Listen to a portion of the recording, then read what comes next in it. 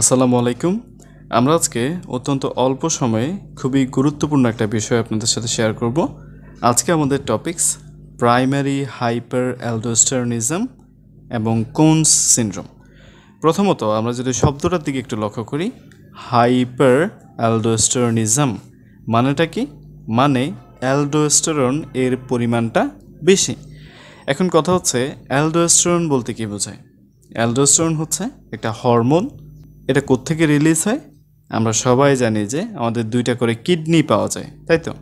Kidney এর উপরে একটা সুপ্রারিনাল গ্ল্যান্ড বা অ্যাড্রিনাল গ্ল্যান্ড পাওয়া যায়।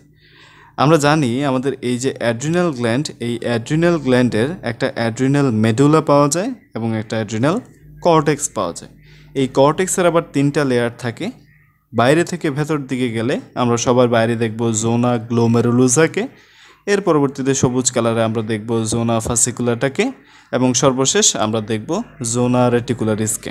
ওকে, এখন আমাদের এই যে সবচাইতে বাইরের লেয়ার, কর্টেক্সের সবচাইতে বাইরের লেয়ার, যেটাকে বলা হয়ে থাকে যে জোনা গ্লোমেরুলোজা, এই জোনা গ্লোমেরুলোজা থেকে আমাদের অ্যালডোস্টেরন রিলিজ হয়।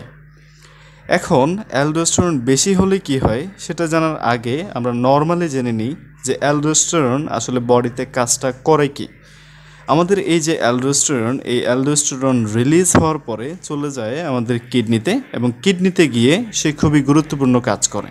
আমরা সবাই জানি যে আমাদের এই যে কিডনি, এর ভেতরে অনেকগুলো নেফ্রন পাওয়া যায়। একটা কিডনিতে প্রায় 1.2 মিলিয়ন নেফ্রন পাওয়া যায়।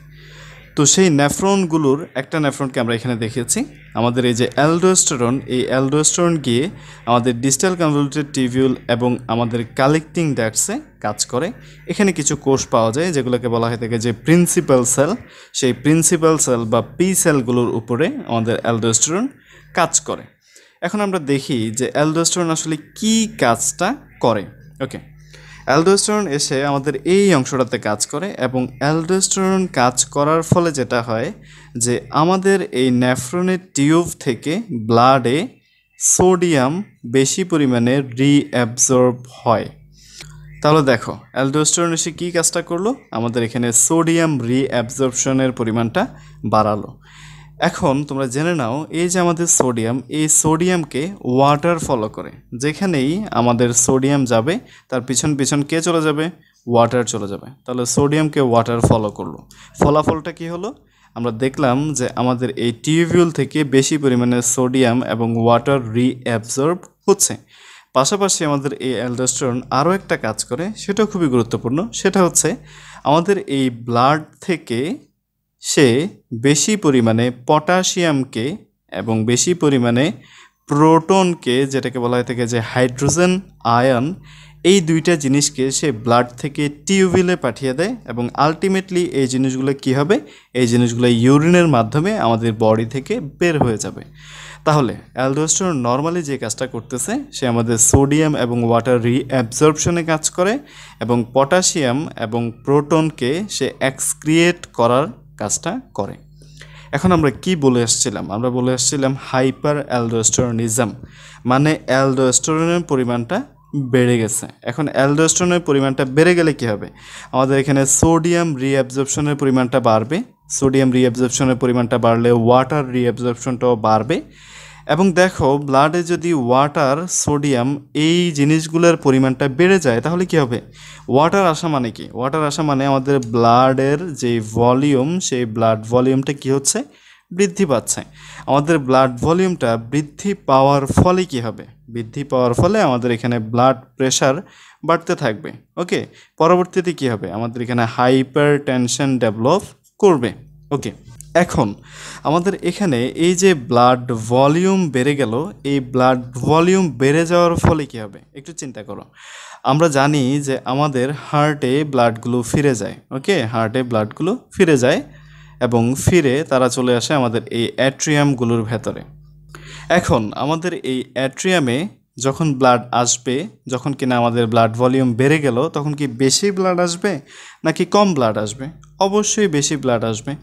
যখন আমাদের এই অ্যাট্রিয়ামগুলোর ভেতরে বেশি পরিমাণে ব্লাড যাবে, তখন এখানে খুবই গুরুত্বপূর্ণ কিছু ঘটনা ঘটবে। কী ঘটনা? দেখো, আমাদের এই অ্যাট্রিয়ামের গায়ে কিছু কোষ লাগানো থাকে যেগুলোকে বলা হয়ে থাকে যে গ্র্যানিউলস। এই গ্র্যানিউলগুলা স্ট্রেস সেন্সিটিভ, মানে আমাদের অ্যাট্রিয়ামের গায়ে যদি কোনো স্ট্রেস হয় তাহলে তারা সেটা বুঝতে পারে। এখন যখন ব্লাড ভলিউমটা বেড়ে গেল, অ্যাট্রিয়ামে বেশি বেশি ব্লাড যাচ্ছে, তখন আমাদের অ্যাট্রিয়ামের ওয়ালটা স্ট্রেস হচ্ছে, গ্র্যানিউলসগুলো সেগুলো বুঝতে পারতেছে। এই বুঝতে পারার ভিত্তিতে তারা একটা হরমোন রিলিজ করে এখান থেকে, যেটাকে বলা হয়ে থাকে অ্যাট্রিয়াল নাট্রিউরেটিক পেপটাইড বা ANP নামে এই হরমোনটা পরিচিত। এখন দেখো, হরমোনটার নাম থেকেই বোঝা যাচ্ছে অ্যাট্রিয়াল নাট্রিউরেটিক। নাট্রিউরেটিক মানে কি? সে আমাদের এখান দিয়ে মানে ইউরিনের মাধ্যমে বেশি পরিমাণ সোডিয়ামকে যাইতে সাহায্য করবে।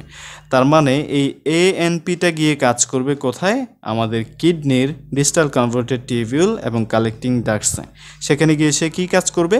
আমাদের এই সোডিয়াম অ্যাবজর্পশনটাকে কমাবে, এবং সোডিয়াম অ্যাবজর্পশনটাকে কমানোর মাধ্যমে সোডিয়ামকে এক্সক্রিয়েট করতে সাহায্য করবে, যার ফলে অনেক ওয়াটারও এক্সক্রিয়েট হবে, ইউরিনের ভলিউম বৃদ্ধি পাবে, এবং এই যে আমাদের হাইপার টেনশন ডেভেলপ করছিল, বেশি পরিমাণে ব্লাড ভলিউম বেড়ে যাচ্ছিল, এটাকে সে প্রিভেন্ট করবে।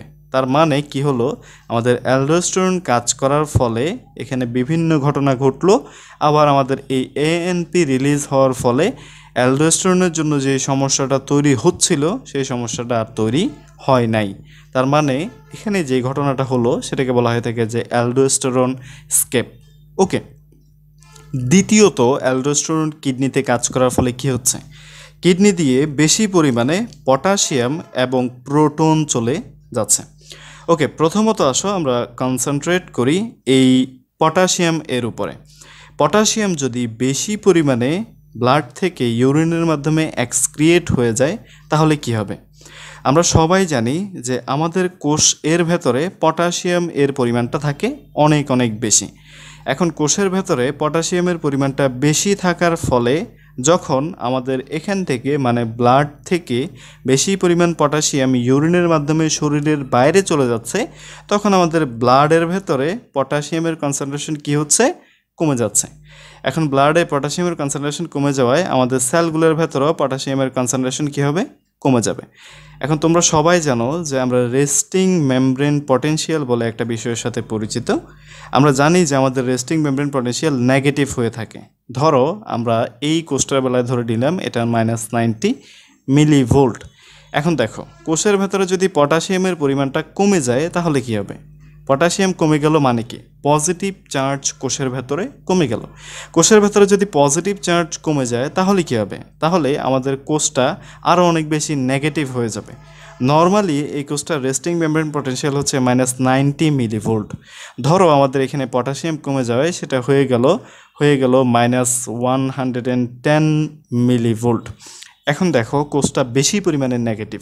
এই বেশি পরিমাণে নেগেটিভ কোষটাকে স্টিমুলেট করতে বা এই কোষটাতে অ্যাকশন পটেনশিয়াল তৈরি করতে আমাদেরকে বেশি পরিমাণে এনার্জি দিতে হবে।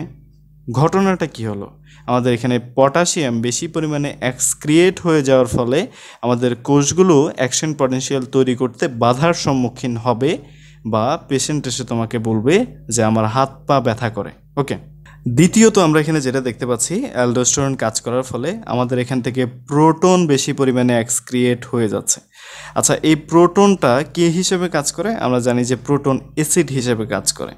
ইউরিনের মাধ্যমে প্রোটন বেশি বেশি পরিমাণ চলে যাওয়া মানেটা হচ্ছে, এটা সিম্পল মানে হচ্ছে আমাদের ব্লাডের অ্যাসিডিটি কমে যাচ্ছে, ব্লাডে অ্যাসিড কমে যাচ্ছে। এটাকে যদি আমরা উল্টো করে বলি, ব্লাডে অ্যাসিড কমে যাচ্ছে যেই কথা, ব্লাডে বেস বা ক্ষারের পরিমাণটা বেড়ে যাচ্ছে ঠিক একই কথা। তার মানে আমাদের ব্লাডটা হয়ে যাচ্ছে এখন অ্যালকালাই। তার মানে সহজ করে আমরা বলতে পারি যে আমাদের ব্লাডে অ্যালকালোসিস ডেভেলপ করছে। যেহেতু কিডনির মাধ্যমে হচ্ছে সেজন্য এটাকে আমরা বলি হচ্ছে মেটাবলিক অ্যালকালোসিস। মেটাবলিক অ্যালকালোসিস হওয়ার ফলে কি হয়? মেটাবলিক অ্যালকালোসিস হওয়ার ফলে খুবই গুরুত্বপূর্ণ একটা কাজ হয়। দেখো, এখানে কে চলে যাচ্ছে? চলে যাচ্ছে আমাদের প্রোটন। প্রোটন নর্মালি ব্লাডে একটা খুবই গুরুত্বপূর্ণ কাজ করে। আমরা সবাই জানি যে আমাদের ব্লাডে কিছু পরিমাণে প্লাজমা প্রোটিন পাওয়া যায়। এর ভেতরে একটা হচ্ছে অ্যালবুমিন। ধরো এটা হচ্ছে আমাদের সেই অ্যালভিউমিন। কি হয় যে এই অ্যালভিউমিনের গায়ে অনেকগুলো নেগেটিভ চার্জ থাকে। অনেকগুলো নেগেটিভ চার্জ নর্মালি আমাদের এই অ্যালবুমিনের গায়ে থাকে। এটা নেগেটিভ মাইন্ডেড প্রোটিন আমাদের এই অ্যালবুমিন। এখন কি হয় যে এই অ্যালবুমিনের গায়ে অনেকগুলা হাইড্রোজেন প্লাস আয়ন বা প্রোটন গিয়ে লেগে থাকে নর্মালি তারা লেগে থাকার মাধ্যমে আমাদের এখানকার যে নেগেটিভ চার্জ, এই নেগেটিভ চার্জকে তারা প্রশমিত করতে চেষ্টা করে। এখন দেখো আমাদের এখানে অ্যালডোস্টেরন কাজ করার ফলে অনেক বেশি পরিমাণে প্রোটন বের হয়ে যাচ্ছে শরীর থেকে। তার মানে ব্লাডে প্রোটনের পরিমাণটা কমে গেছে, ব্লাডে হাইড্রোজেন আয়নের পরিমাণটা কমে গেছে।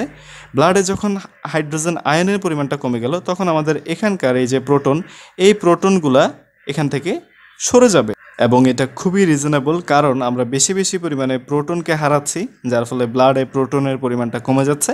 এবং আমাদের এই অ্যালবুমিনের গায়ে যে প্রোটনগুলো লাগানো ছিল, এগুলো ছোটো ছোটো আলটিমেটলি তারা ইউরিনের মাধ্যমে চলে যাচ্ছে। যার ফলে কি হচ্ছে? যার ফলে আমাদের এখানকার যে নেগেটিভ প্রান্ত, এই নেগেটিভ প্রান্তগুলো উন্মুক্ত হয়ে যাচ্ছে।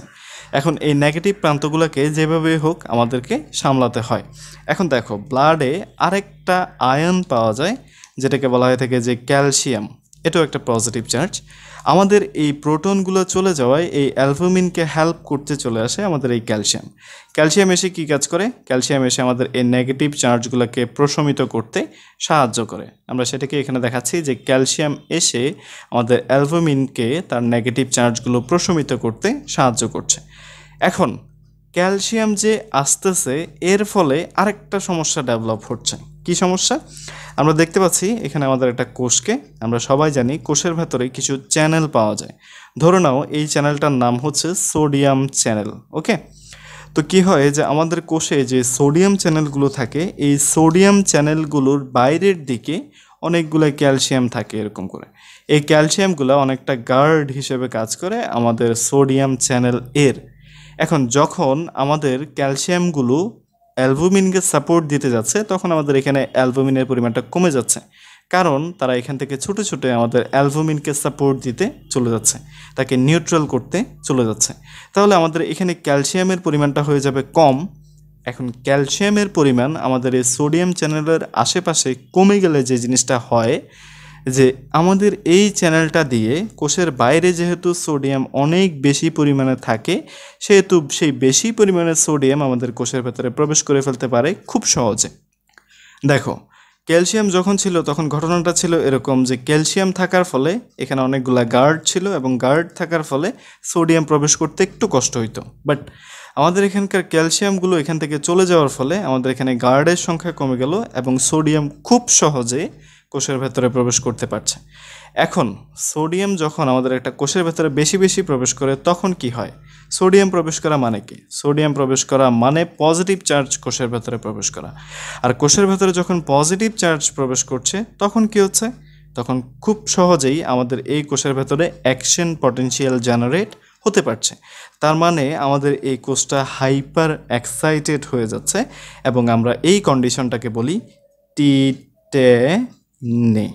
ওকে, তাহলে আমরা দেখে নিলাম যে আমাদের এই প্রোটন কমে যাওয়ার ফলে ব্লাডে অ্যালকালোসিস ডেভেলপ করছে, পাশাপাশি যেটা হচ্ছে আমাদের এখানে টিটেনি ডেভেলপ হচ্ছে। তাহলে আমরা দেখে নিলাম আমাদের অ্যালডোস্টেরন যদি বেশি পরিমাণে কাজ করে তাহলে কি হচ্ছে। এখন দেখো আমরা এখানে একটা শব্দ লিখেছি যে প্রাইমারি লেখার একটা সহজ মানে হচ্ছে এখানে সেকেন্ডারি কিছু একটা আছে। তো আমরা আজকে প্রাইমারি কোনটা, সেকেন্ডারি কোনটা, কোনটাকে কি বলা হয় সেটাও দেখে নেব। দেখো একটা কথা মনে রাখবা, যখনই প্রাইমারি এই শব্দটা আসবে কোনো একটা ডিজিজ এর পূর্বে, তখন মনে করে নিবা যে যেই ডিজিজটার কথা বলা হচ্ছে, যেই প্রবলেমটার কথা বলা হচ্ছে, সেই প্রবলেমটা সেই অর্গানের ভেতরেই। তার মানে প্রাইমারি হাইপার অ্যালডোস্টেরনিজম মানে অ্যালডোস্টেরনের প্রোডাকশনটা বেশি হচ্ছে। কোথায় সমস্যা হয়েছে? তাহলে সমস্যা হয়েছে আমাদের এই জোনা গ্লোমেরুলোজাতে। প্রাইমারি মানে আমাদের গ্ল্যান্ডে সমস্যা। ওকে, এখন জোনা গ্লোমেরুলোজের কি হতে পারে? জোনা গ্লোমেরুলোজের ভেতরে কোনো একটা যদি এডিনোমা হয় অথবা টিউমার হয়, তখন এই টিউমার বা এডিনোমা থেকে অনেক বেশি পরিমাণে অ্যালডোস্টেরন তৈরি হবে, এবং অনেক বেশি পরিমাণে যদি অ্যালডোস্টেরন তৈরি হয় তাহলে সেটাকে আমরা কি বলবো? Hyper aldosteronism. যেহেতু আমাদের গ্ল্যান্ডে সমস্যা, আমাদের অ্যাড্রিনাল গ্ল্যান্ডে সমস্যা, জোনা গ্লোমেরুলোজাতে এডিনোমা বা টিউমার, সেজন্য আমরা সেটাকে বলবো প্রাইমারি হাইপার অ্যালডোস্টেরনিজম।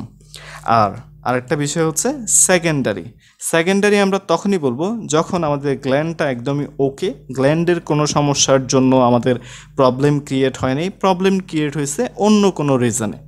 এখন দেখো অন্য কোনো রিজন কি হতে পারে, আমরা এই হাইপার অ্যালডোস্টেরনিজমের অন্য একটা রিজন চিন্তা করি। ধরো কোনো কারণে আমাদের একটা পার্সন অনেকগুলো ব্লাড লস করে ফেললো, ওকে। তো এই ব্লাড লস করে ফেলার জন্য কি হলো যে তার বিভিন্ন অর্গানে কম কম ব্লাড যাচ্ছে, যেহেতু সে কিছু ব্লাড লস করলো, তার বডি থেকে কিছু ব্লাড চলে গেল, সেহেতু তার ব্লাড ভলিউম কমে গেল। ব্লাড ভলিউম কমে গেলে কি হবে, যে তার বিভিন্ন অর্গানে কম কম ব্লাড যাবে। বিভিন্ন অর্গানের ভেতর একটা গুরুত্বপূর্ণ অর্গান হচ্ছে আমাদের কিডনি। ধরো কোনো কারণে তার যেহেতু ব্লাড লস হয়েছে, সেহেতু তার কিডনিতেও ব্লাড কম যাচ্ছে, তার মানে তার রিনাল পারফিউশন কমে গেল। এখন রিনাল পারফিউশন কমে গেলে আমাদের কিডনি সেটা বুঝতে পারে, মানে কিডনিতে যদি ব্লাড কম আসে কিডনি সেটা বুঝতে পারে। কিভাবে কিডনি সেটা বুঝে, আমরা সবাই জানি যে কিডনিতে জাক্সটা গ্লোমেরুলার কমপ্লেক্স থাকে, এই অংশটাতে তারা থাকে। এখন এই জাক্সটা গ্লোমেরুলার কমপ্লেক্স কি করে, এই যে রিনাল পারফিউশন কমে গেল এইটার উপর ভিত্তি করে সে একটা হরমোন রিলিজ করে, যেটাকে বলা হয়ে থাকে যে রেনিন। আমাদের এই রেনিন একটা মাস্টার হরমোন, এটা একটা এনজাইমও, এটা খুবই গুরুত্বপূর্ণ কিছু কাজ করে। কি করে, রেনিন আমাদের সার্কুলেটরি সিস্টেমে আসে, সার্কুলেটরি সিস্টেমে যাওয়ার মাধ্যমে সে একটা গুরুত্বপূর্ণ কাজ করে। সেটা কি, দেখো এখানে আমরা যেটা দেখতে পাচ্ছি এটাকে বলা হচ্ছে লিভার আমরা জানি যে অনেকগুলো প্রোটিন তৈরি করে, এর ভিতরে একটা হচ্ছে অ্যাঞ্জিওটেনসিনোজেন, আমাদের এই অ্যাঞ্জিওটেনসিনোজেনকে আমাদের এখানকার এই যে রেনিন কনভার্ট করে ফেলে অ্যাঞ্জিওটেনসিন 1-এ। তাহলে এই অ্যাঞ্জিওটেনসিনোজেনকে আমাদের রেনিন কনভার্ট করে ফেলতেছে অ্যাঞ্জিওটেনসিনোজেন 1-এ। আমাদের এই অ্যাঞ্জিওটেনসিনোজেন 1 পরবর্তীতে আমাদের এই লাংসের মাধ্যমে যাওয়ার চেষ্টা করে পালমোনারি সার্কুলেশন হয়ে। যখন সে লাংসের মাধ্যমে যেতে চায় তখন আমাদের এখানে কিছু কোষ থাকে এবং এই কোষগুলো থেকে অ্যাঞ্জিওটেনসিন কনভার্টিং এনজাইম রিলিজ হয়, যেটা আমাদের এই অ্যাঞ্জিওটেনসিন 1-কে কনভার্ট করে ফেলে অ্যাঞ্জিওটেনসিন 2-তে। আমাদের এই অ্যাঞ্জিওটেনসিন 2 গিয়ে কাজ করে আমাদের এই জোনা গ্লোমেরুলোজাতে গিয়ে যখন আমাদের অ্যাঞ্জিওটেনসিন 2 কাজ করে তখন জোনা গ্লোমেরুলোজা ম্যাসিভ অ্যামাউন্টে অ্যালডোস্টেরন রিলিজ করে। এবং এই যে অ্যালডোস্টেরন রিলিজ হলো, এটা কি আমাদের এই অ্যাড্রিনাল কর্টেক্সের কোনো সমস্যার ফলে বেশি পরিমাণ অ্যালডোস্টেরন কি তৈরি হচ্ছে? উত্তরটা হচ্ছে না। এখানে সমস্যাটা কি, এখানে সমস্যাটা হচ্ছে আমাদের রিনাল পারফিউশন কমে গেছে। রিনাল পারফিউশন কমে যাওয়ার ফলে আমাদের এখানে অ্যালডোস্টেরন বৃদ্ধি পাচ্ছে এবং অ্যালডোস্টেরন কি করতেছে, অ্যালডোস্টেরন বেশি পরিমাণে ওয়াটার রিঅ্যাবজর্ব করার মাধ্যমে আমাদের এখানকার এই যে ব্লাড ভলিউম কমে যাওয়া, সেই ব্লাড ভলিউম কমে যাওয়াটাকে আবারও বাড়িয়ে দিতে চাচ্ছে এবং এই পদ্ধতিটিকে বলা হচ্ছে রেনিন অ্যাঞ্জিওটেনসিন অ্যালডোস্টেরন মেকানিজম। ওকে, এছাড়াও আমরা এখানে আরেকটা শব্দ লিখে রেখেছি, এটাকে বলা হচ্ছে যে কোনস সিনড্রোম। মূলত আমাদের এই প্রাইমারি হাইপার অ্যালডোস্টেরনিজমকেই বোঝানো হয়ে থাকে। প্রাইমারি হাইপার অ্যালডোস্টেরনিজম মানে কি, মানে আমাদের জোনা গ্লোমেরুলোজাতে কোনো এডিনোমা বা টিউমার হওয়ার ফলে যদি অ্যালডোস্টেরনের পরিমাণটা বেড়ে যায় তাহলে সেটাকে বলা হবে কোনস সিনড্রোম। এখন আমরা প্রাইমারি এবং সেকেন্ডারি হাইপার অ্যালডোস্টেরনিজমের ভেতর পার্থক্যটা করব কিভাবে? খুবই সহজ, যদি একটু চিন্তা করা হয় তাহলে এটা পারা যাবে। কিভাবে? দেখো, হাইপার অ্যালডোস্টেরনিজম যদি প্রাইমারি হয় তাহলে জোনা গ্লোমেরুলোজাতে একটা এডিনোমা বা টিউমার হবে, আর যদি সেকেন্ডারি হয়, এটা খুবই গুরুত্বপূর্ণ, যদি সেকেন্ডারি হয় তখন আমরা ব্লাডে একটা এনজাইম বা হরমোনকে দেখব যেটাকে বলা হয়ে থাকে যে রেনিন।